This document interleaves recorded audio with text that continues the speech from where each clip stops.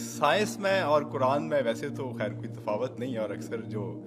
قرآن نے جو حقائق پہلے بیان کیے ہیں سائنس ابھی ان کی تائید کر رہی ہے، لیکن ایک تفاوت یا فرق بڑا واضح ہے جو مجھے اکثر کھٹکتا رہتا ہے کہ اس کی اگر آپ توضیح کر سکیں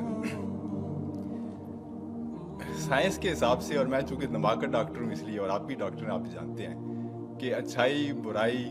انسان کا نفس، انسان کی فکر، انسان کی جو مختلف اس کی جبلتیں ہیں اور ہر چیز جو ہیں وہ سب کچھ دماغ میں ہی ہے، اور اس کی فکر، اس کی سوچ، اس کی نفرت، اس کی اچھائی، ہر چیز جو سب چیزیں جو ہے دماغ میں ہی ہیں، اور یہ سائنس نے بڑی اچھی طرح واضح کر دی ہے، اس میں آپ کوئی شک کی گنجائش نہیں رہے گی۔ لیکن اس کے برعکس مذہب جو ہے وہ قلب کے اوپر توجہ دیتا ہے اور ہر طرف قلب کا ذکر کیا جاتا ہے، تو اس میں اس تفاوت کا مجھے کچھ اگر آپ وضاحت کر سکیں۔ تشریف رکھیے، بہت اہم سوال ہے، اور سائل بھی چونکہ بہت پڑھے لکھے ہیں، سائنسدان ہیں، استاد ہیں، اس لیے بھی اس سوال کی اہمیت زیادہ ہے۔ دیکھیے، سائنس صرف میٹیریل چیزوں سے بحث کر سکتی ہے، وہ چیزیں جن کی حقیقت میٹیریل نہیں ہے، مثلا روح، یہ کوئی میٹیریل شے نہیں ہے۔ ہمارا جسم یہ ایک میٹر کا معاملہ ہے، ورلڈ آف میٹر سے متعلق ہے۔ ہمارے جسم کے سارے فنکشنز جو ہیں وہ سائنس ریویل بھی کر سکتی ہے، ڈسکس بھی کر سکتی ہے، بحث بھی کر سکتی ہے، اور صحیح فیصلے بھی دے سکتی ہے۔ لیکن یہ بات میں نے بڑی وضاحت کے ساتھ بیان کی ہے، اس کے لیے شاید آپ کو میری کچھ چھوٹی چھوٹی چیزیں پڑھنی پڑے گی۔ قرآن مجید کے مطالعے سے جو مجھے معلوم ہوا وہ یہ ہے کہ انسان در حقیقت ایک کمپوزٹ بینگ ہے، اس میں دو وجود جمع ہیں۔ ایک میٹیریل ہے جو حیوانی ہے، تو تمام کے تمام جتنے حیوانی انسٹنکٹس ہیں وہ ہمارے اندر موجود ہیں، کھانے کو چاہیے، اور جو اینیمل انسٹنکٹس ہے، کچھ آرام بھی چاہیے، کچھ بقائے نسل جو ہے تسلسل کے لیے وہ بھی کچھ چیزیں رکھ دی گئی ہیں وغیرہ وغیرہ، تو یہ پورا انسان ہے۔ لیکن انسان نرا حیوان نہیں ہے، انسان کی ایک حقیقت جو ہے وہ روحانی ہے، اس کا تعلق ورلڈ آف میٹر کے ساتھ نہیں ہے، اور وہ در حقیقت میٹیریل سائنسز کی جو دریافت ہے اور اس کی جو بھی ریسرچ ہے اس کے فیلڈ میں آتا ہی نہیں۔ وہ روح کا مرکز در حقیقت قلب ہے، یہ روح ہے در حقیقت، اور یہ کمپلیٹ پرسنالٹی ہے، ان اٹ سیلف انویزیبل ہے، دیکھی نہیں جا سکتی،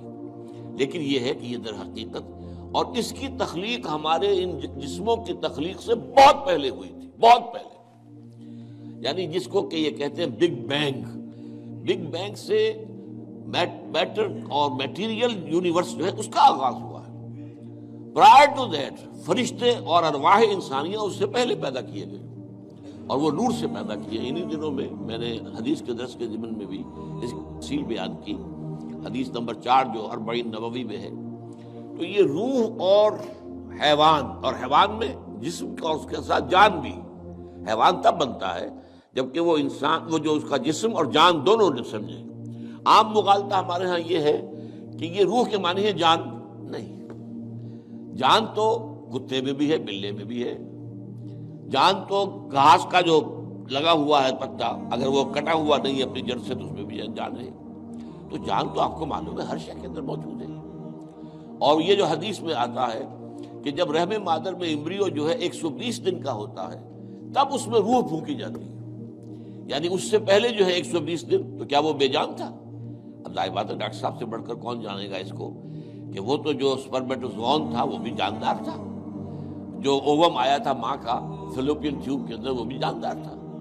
دونوں کے ملاپ سے زائگوٹ بنا وہ بھی جاندار ہے، اور یہ ایک جو ہے نشو و نما پا رہی ہے چیز جو کہ زندگی کی سب سے بڑی علامت ہے۔ وہ جو ہے 120 دن تک اس نے ڈیولپمنٹ کی ہے، جس کو قرآن مجید کہتا ہے نطفہ ہے، پھر نطفے کے بعد جو ہے وہ مضغہ ہے، علقہ ہے، ان ساری سٹیجز کے بعد پھر روح پھونکی جاتی ہے۔ وہ روح ہے در حقیقت کہ جو بہت آغاز میں پیدا کر دی گئی تھی، اور اس کے بعد اس کو ایک نیند سلا دیا گیا۔ اس کے بعد جیسے جیسے رحم مادر کے اندر وہ جنین تیار ہوتا ہے تو 120 دن کے بعد اس کی روح جو وہاں موجود ہے پہلے سے، پرائر ایگزسٹنس اس کی ہے، وہ لا کر اس میں پھونک دی جاتی ہے۔ یہ اصل میں حصہ دین کی حکمت کا ایسا ہے جو آج کل عام طور پر بالکل نگاہوں سے اوجھل ہو گیا۔ عام طور پر تو ہمارے اچھے اچھے علماء اور جدید مفکرین خاص طور پر روح کے علیحدہ وجود ہی کے قائل نہیں ہیں۔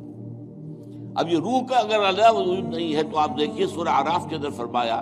کہ تم سب نے ہم سے عہد کیا تھا الست بربکم قالوا بلی، وہ کون تھے سب؟ ظاہر بات ہے اس وقت تک تو ابھی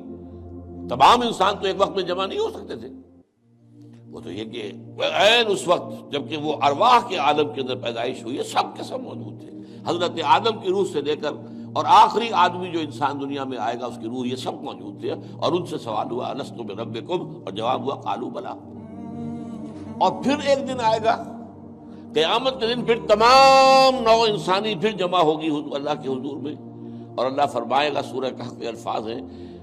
لقد جئتمونا کما خلقناکم اول مرہ، آ گئے ہو نا ہمارے پاس جیسے کہ ہم نے تمہیں پہلی مرتبہ پیدا کیا تھا۔ اب یہ پہلی مرتبہ کی پیدائش وہ ہے جو عالم ارواح میں ہوئی ہے، دوسری مرتبہ کی پیدائش وہ ہے جو اس عالم مادی کے اندر، یہ جو مٹیریل ورلڈ کے اندر پیدا ہوئی ہے۔ میری پیدائش 76 برس پہلے ہوئی ہے، اس سے پہلے میرے اس جسم کا وجود کوئی نہیں تھا، میری روح موجود تھی، اگرچہ وہ ایک جگہ پر اللہ تعالیٰ کے ہاں ایک کسی سٹور کے اندر تھی لیکن موجود تھی۔ تو دل اصل میں مرکز ہے روح کا، اور روح ایک کمپلیٹ انڈیپینڈنٹ پرسنالٹی ہے، اس کا تعقل بھی ہے، یہ دیکھتی بھی ہے، بغیر ان آنکھوں کے دیکھتی ہے، روح براہ راست دیکھتی ہے، روح جو ہے وہ براہ راست سنتی ہے۔ اور آج ہمارے ہاں ڈاکٹر صاحب بھی اس کی تائید کریں گے، جو ایکسٹرا سینسری پرسیپشن کا تصور آیا وہ کہاں سے آیا؟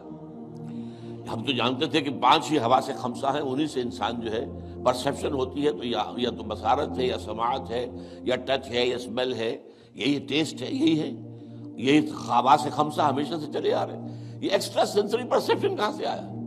تو معلوم ہوا کہ اب تسلیم کیا جا رہا ہے کہ کچھ ہیں صحیح چینلز دوسرے بھی جو انویزیبل چینلز ہیں، اور ان کا تعلق جو ہے وہ دل کے ساتھ ہے، اور دل جو ہے وہ در حقیقت وہ ہے مقام روح کا۔ تو یہ روح اور جسم یا حیوان مل کر